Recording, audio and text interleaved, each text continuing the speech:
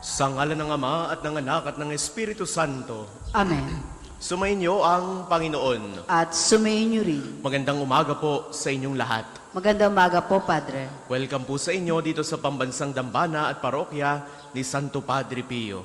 Tayo po ngayon ay nasa Lunes sa ika-5 linggo sa panahon ng muling pagkabuhay ng ating Panginoong Hesus. Sa atin pong pagsasama-sama sa banal na pagdiriwang na ito, muling ibinabahagi sa atin ng ating Panginoon ang mensahe ng pagmamahal.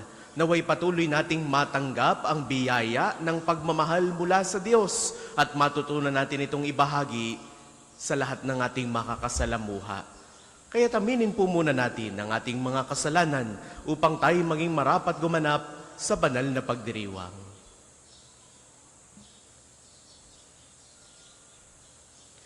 Inaamin ko Sa makapangyarihang Diyos at sa inyo mga kapatid na lubha akong nagkasala sa isip, sa salita at sa gawa at sa aking pagkukulang.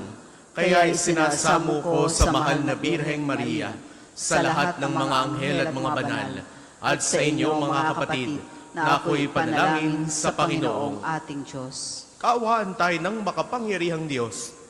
Patawarin tayo sa ating mga kasalanan at patnubayan tayo sa buhay na walang hanggan. Amen.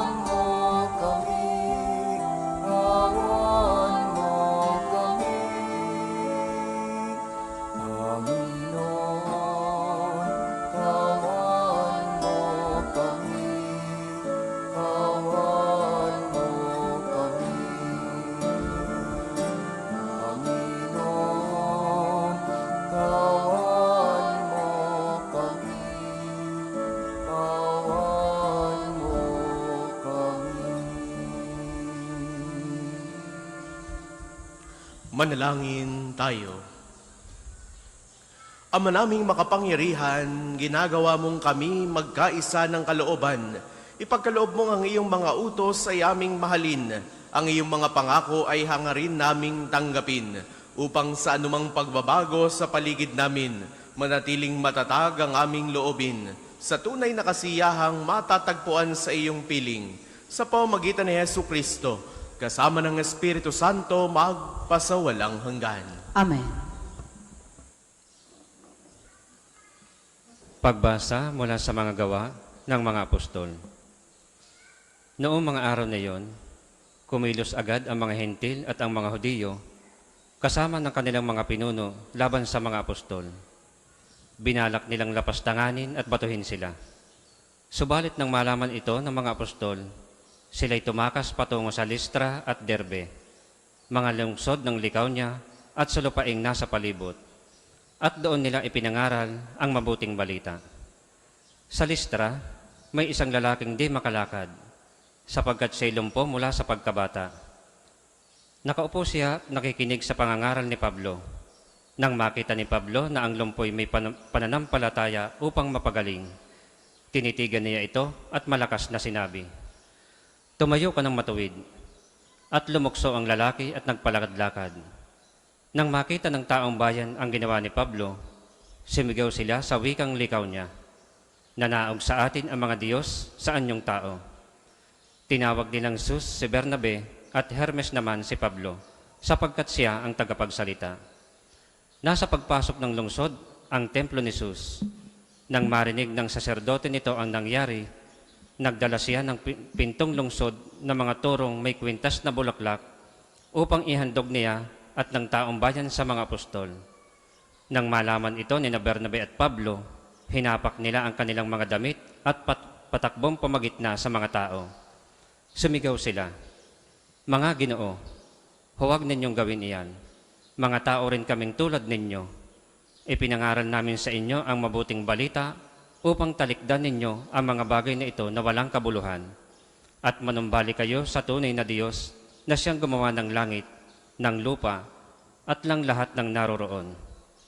Nang nakalipas na ang mga panahon, hinayaan niyang sundin ang lahat ng bansa ang kani-kanilang kagustuhan.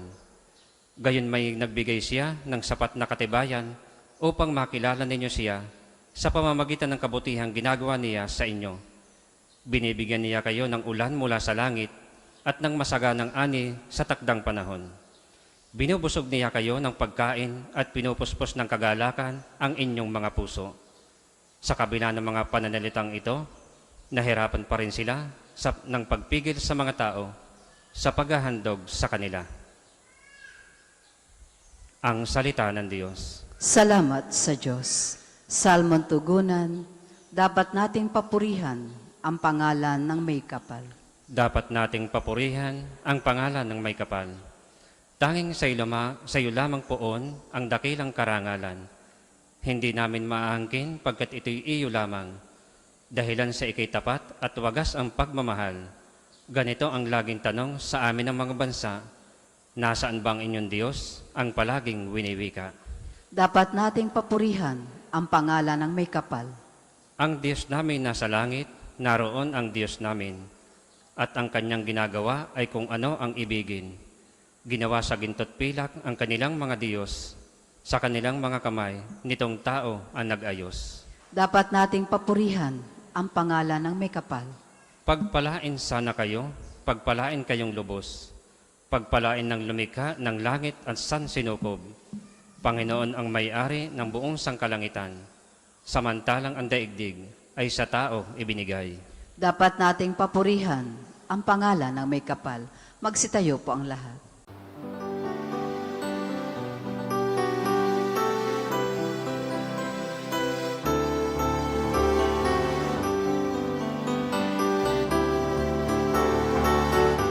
Aleluya, aleluya, aleluya, aleluya, aleluya, aleluya, aleluya, aleluya, aleluya,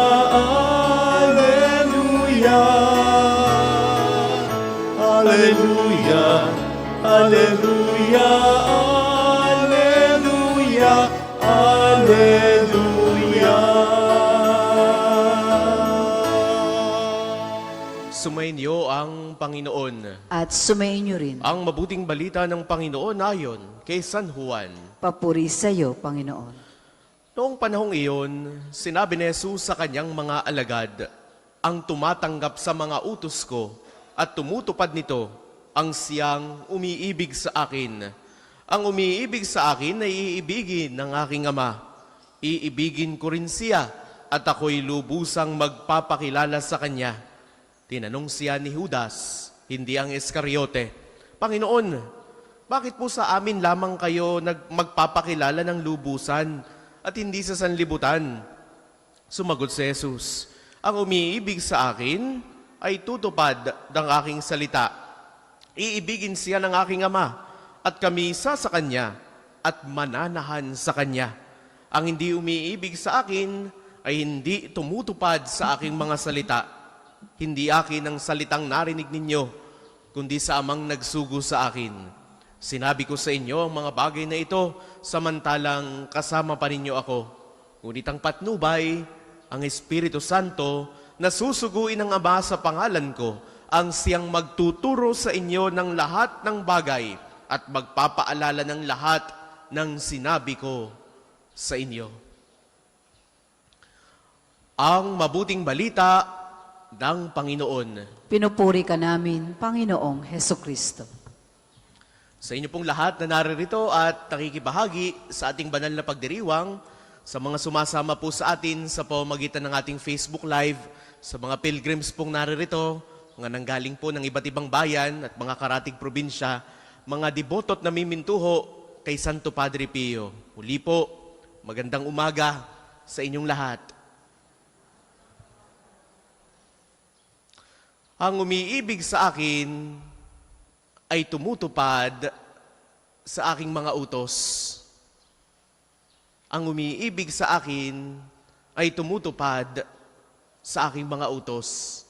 Itong mensahe ni Jesus para sa bawat isa sa atin, para sa araw na ito. Sa panahong ito ng panahon ng muling pagkabuhay, patuloy tayong inaanyayahan ng Panginoong Hesukristo na pagnilayan ang bunga ng kanyang muling pagkabuhay sa ating araw-araw na pamumuhay. Kaya nga kahapon, sa ikalimang linggo sa panahon ng muling pagkabuhay ng ating Panginoong Hesus, Jesus gave us a commandment to love one another just as how He loved us. At nagpapatuloy yung mensahe ng pagmamahal. Sa Ebanghelyo ngayon, muling binigyan diin ni Jesus ang koneksyon ng pag-ibig at pagsunod.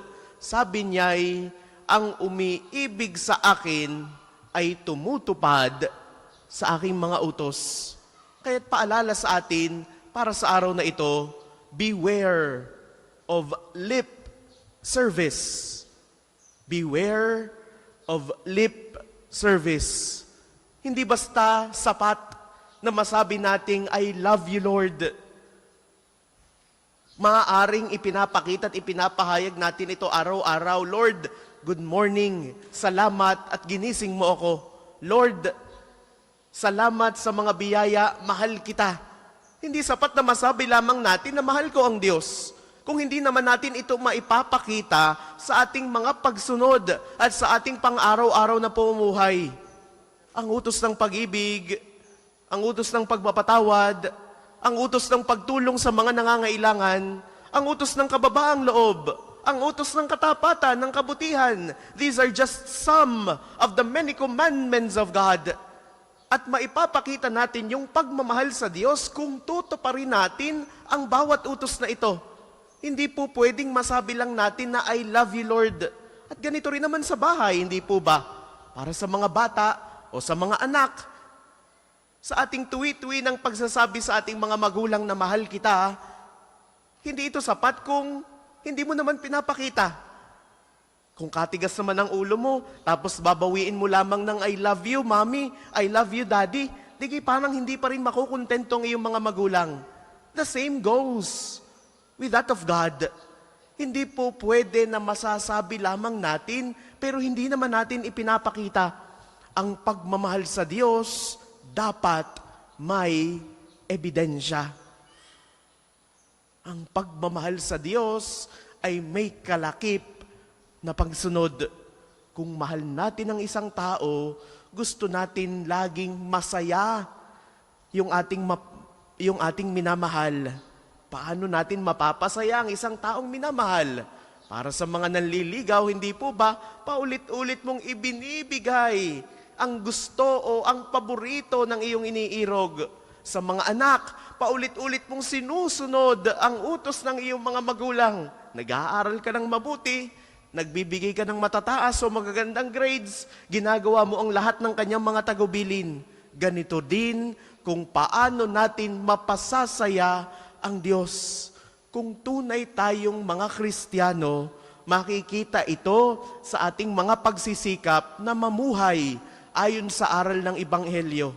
Maaaring hindi ito laging madali. Maaaring hindi laging sang-ayon sa atin ang ating mga karanasan. Kaya nga sa mabuting balita para sa araw na ito, Jesus promised the Holy Spirit. Ipinangako ni Jesus ang Espiritu Santo. Ang sabi, ang tagapagtanggol, ang Espiritu Santo, siya ang magtuturo sa inyo ng lahat ng bagay. Sa bawat oras na tila mahirap sumunod sa lahat ng ipinag-uutos ng Diyos, kapag tayo tinutukso, kapag tayo napapagod, kapag tayo pinanghihinaan ng loob, nandiyan ang Espiritu Santo na patuloy na magbibigay sa atin ng lakas, ng liwanag, at ng gabay. Kaya't huwag tayong mag-aatubiling tumawag sa Kanya, lumapit sa banal na Espiritu. Holy Spirit, tulungan ninyo ako. Hindi ako makapagdesisyon, alin baga ang tama, alin baga ang mali. Parang tinatamad ako, bigyan nyo naman ako ng lakas. Parang pinanghihinaan ako ng loob, bigyan nyo naman ako ng gabay. Sa araw na ito, tanungin natin ang ating mga sarili. Tapat ba ang pagsunod ko sa utos ng Panginoon? Ang akin bang mga desisyon ay nagpapakita ng tunay na pag-ibig sa Diyos? Tuwing kailan ako humihingi ng tulong sa Espiritu Santo sa aking mga kahinaan, mga minamahal kong kapatid, ang tunay na pag-ibig kay Kristo ay hindi lamang nandyan sa ating mga damdamin. Ang tunay na pag-ibig kay Kristo ay hindi lamang basta nakatanim sa ating mga puso, kundi ito'y makikita sa ating bawat desisyon na gagawin. Desisyon na maging tapat, desisyon na magpatawad, desisyon na magkawang gawa at ipakita natin yung tunay na nilalaman ng ating mga puso, yung tunay na pag-ibig sa Diyos. Sa araw na ito, hilingin natin ang paggabay ng banal na Espiritu na turuan tayong magmahal ayon sa hinihingi at ipinag-uutos ng Diyos, na matutunan natin itong ibahagi sa ating kapwa. Dahil sabi ni Jesus, sa araw na ito, ang umiibig sa akin ay tumutupad sa aking mga utos.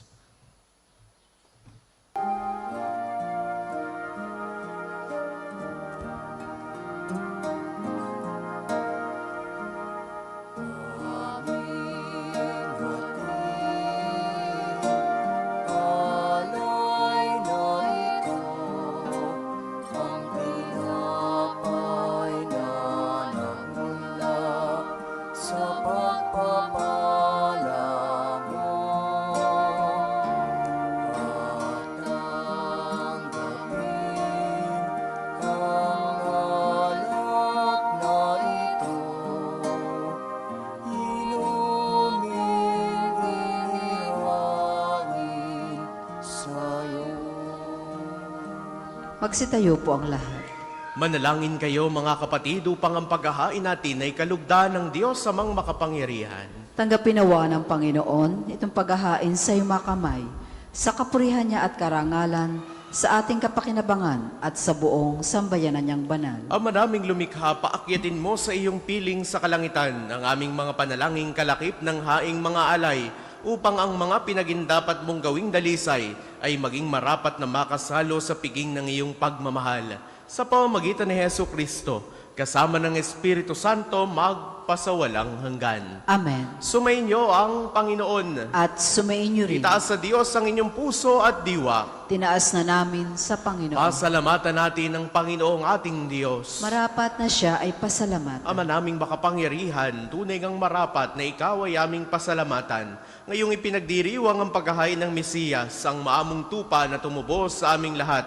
Ang katawan ng anak mong sa krus na bayubay ay handog ng pag-ibig na walang kapantay. Ito ang paghahaing ganap mong kinalugdan. Ito ang nilunggati ng dating pag-aalay. Ang buong sarili ng anak mong si Jesus ay inihain sa iyo upang kami ay matubos. Siya ang dambana at paring naghahandog. Siya pa rin ang tupang handog na ibinukod. Kaya kaisa ng mga anghel na nagsisiawit ng papuri sa iyo nang walang humpay sa kalangitan, kami nagbubunyi sa iyong kadakilaan.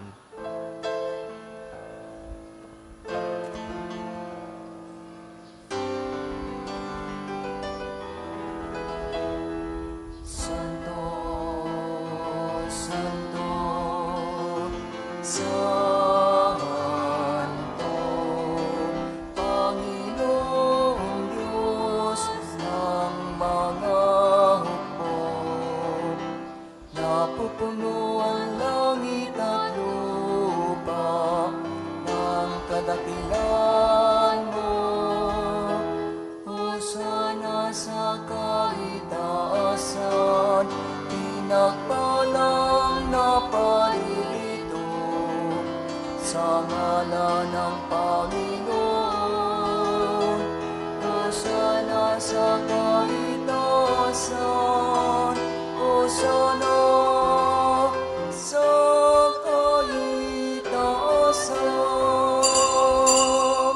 Kung hindi po kayang lumuhod, manatili pong nakatayo na may paggalang. Ama naming banal, ikaw ang bukal ng tanang kabanalan. Kaya't sa pamamagitan ng iyong Espiritu, gawin mong banal ang mga kaloob na ito upang para sa aming maging katawan at dugo ng aming Panginoong Jesucristo. Bago niya pinagtiis ang kusang loob na maging handog, hinawakan niya ang tinapay, pinasalamatan kaniya. Pinagati-hati niya iyon, iniabot sa kanyang mga alagad at sinabi, "Tanggapin ninyong lahat ito at kanin. Ito ang aking katawan na ihahandog para sa inyo."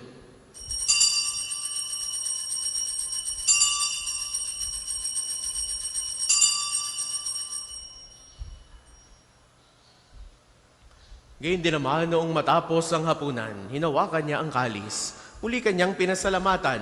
Iniabot niya ang kalis sa kanyang mga alagad at sinabi, "Tanggapin ninyong lahat ito at inumin. Ito ang kalis ng aking dugo ng bago at walang hanggang tipan.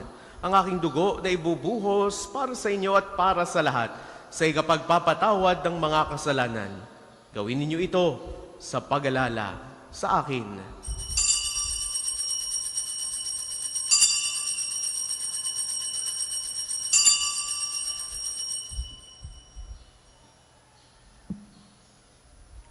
Ipagbunyi natin ang misteryo ng pananampalataya. Si Kristo'y namatay, si Kristo'y nabuhay, si Kristo'y babalik sa wakas ng panahon. Ama, ginagawa namin ngayon ang pag-alala sa pagkamatay at muling pagkabuhay ng iyong anak. Kaya tiniaalay namin sa iyo ang tinapay na nagbibigay buhay at ang kalis na nagkakaloob ng kaligtasan. Kami nagpapasalamat dahil kami iyong minarapat na tumayo sa harap mo para maglingkod sa iyo. Isinasamo namin kaming magsasalo-salo sa katawan at dugo ni Kristo ay mabuklod sa pagkakaisa sa pamamagitan ng Espiritu Santo. Ama, lingapin mo ang iyong simbahang laganap sa buong daigdig. Puspusin mo kami sa pag-ibig kaysa ni Leon na aming Papa at ni Gilbert naming Obispo ng Tanang Kaparian. Alalahanin mo rin ang mga kapatid naming nahimlay nang may pag-asang sila'y muling mabubuhay, gayon din ang lahat ng mga pumanaw. Kaawaan mo sila at patuloyin sa iyong kaliwanagan. Kaawaan mo at pagindapatin kaming lahat na makasalo sa iyong buhay na walang wakas. Kaisa ng mahal na Birheng Maria na ina ng Diyos, ni San Jose na kanyang kalinis-linisang esposo, kaisa ng mga apostol at ng lahat ng mga banal ni Santo Padre Pio na namuhay dito sa daigdig ng kalugod-lugod sa iyo, may pagdiwang nawa namin ng pagpupuri sa ikararangal mo sa pamamagitan ng iyong anak na aming Panginoong Jesucristo. Sa pamamagitan ni Kristo, kasama niya at sa Kanya, ang lahat ng parangal at papuri ay sa iyo, Diyos amang makapangyarihan, kasama ng Espiritu Santo, magpasawalang hanggan.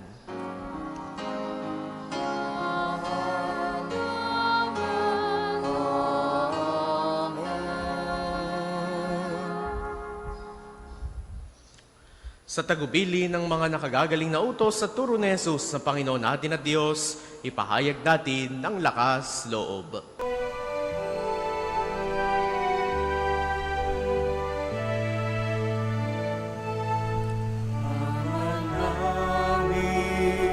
Sumasalangit ka, sambahin ang ngalan mo. Mapasa amin ang kaharian mo,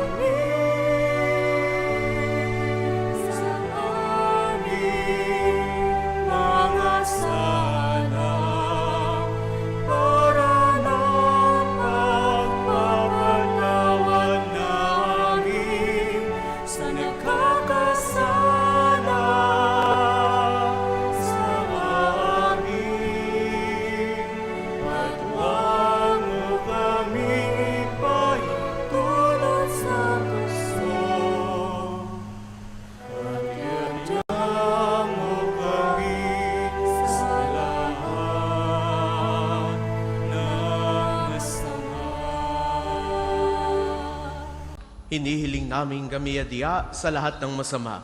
Pagkalooban ng kapayapaan na araw-araw, iligtas sa kasalanan at ilayo sa lahat ng kapahamakan, samantalang aming pinananabikan ang dakilang araw ng pagpapahayag ng tagapagligtas namin, si Hesu Kristo. Sapagkat iyong kaharian at ang kapangyarihan at ang kapurihan magpakailanman. Amen. Panginoong Jesucristo, sinabi mo sa iyong mga apostol, kapayapaan ang iniiwan ko sa inyo, ang aking kapayapaan ang ibinibigay ko sa inyo. Tunghayan mo ang aming pananampalataya, tuwag ang aming mga pagkakasala, pagkalooban mo kami ng kapayapaan at pagkakaisa ayon sa iyong kalooban. Kasama ng Espiritu Santo, magpasawalang hanggan. Amen. Ang kapayapaan ng Panginoon ay laging sumainyo. At sumainyo rin. Magbigayan kayo ng kapayapaan sa isa't isa. Peace be with you. Kordero ng Diyos, nag-aalis ng mga kasalanan ng sanlibutan, maawa ka sa amin. Kordero ng Diyos, nag-aalis ng mga kasalanan ng sanlibutan, maawa ka sa amin. Kordero ng Diyos, nag-aalis ng mga kasalanan ng sanlibutan, pagkaloob mo sa amin ang kapayapaan. Kung hindi po kayang lumuhod, manatili pong nakatayo na may paggalang.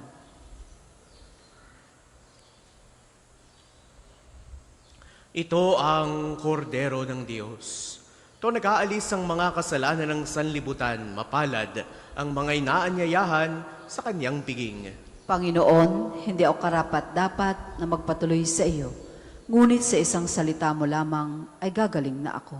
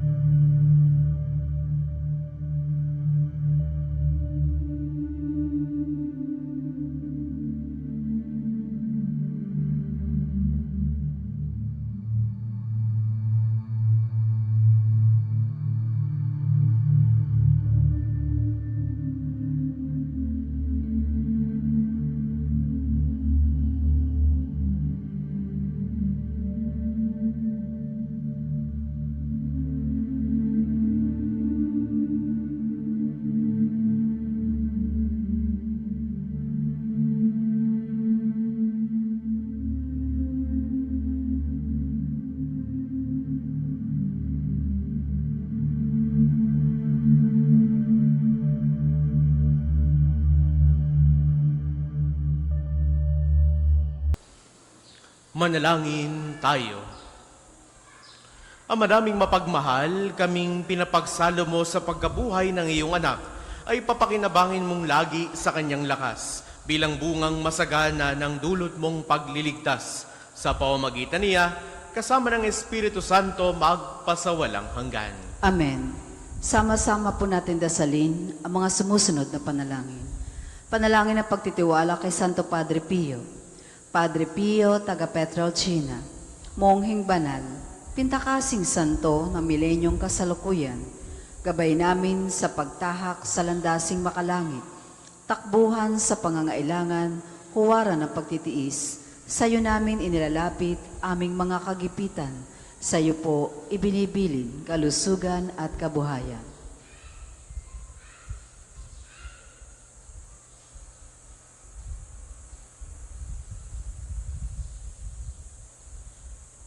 Di man karapat-dapat kami po ay pagbigyan, bendisyonan at basbasan, maging ganap sa buhay.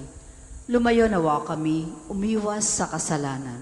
Lumapit lagi sa Diyos, maging matatag at matibay. Sa mabuting balita ng pagliligtas, turuan mo kami nawa. Sa tuwina ay makinig, magnilay at sumampalataya. Amin pong pakiusap itong mga kahilingan. Puso ay nagsisisi, nagtitikang taimtiman, di na muling magkasala, sunod lagi sa Diyos Amang, kaysa ng Espiritu at ni Jesus sa tagapamagitan. Amen.